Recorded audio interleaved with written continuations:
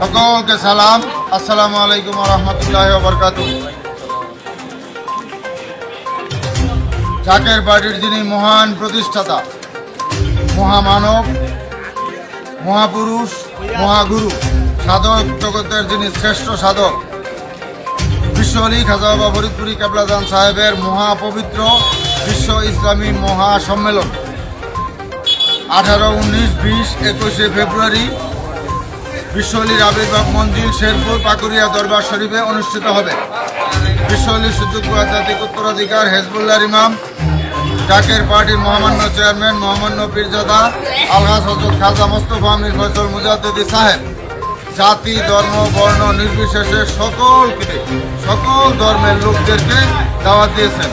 তাই আজকে আমরা এই গাজীপুর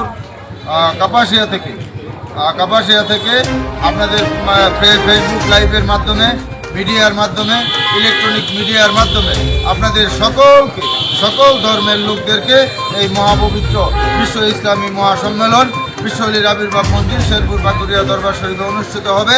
জাকের পার্টির মহামান্য চেয়ারম্যান সাহেবের পক্ষ থেকে এবং জাকের পার্টির সম্মানিত মাননীয় সিনিয়র ভাইস চেয়ারম্যান সাহেবের পক্ষ থেকে আপনাদের সকল ধর্মের লোকদেরকে আমরা দাওয়াত দিলাম। সকলকে ধন্যবাদ। আসসালামু আলাইকুম।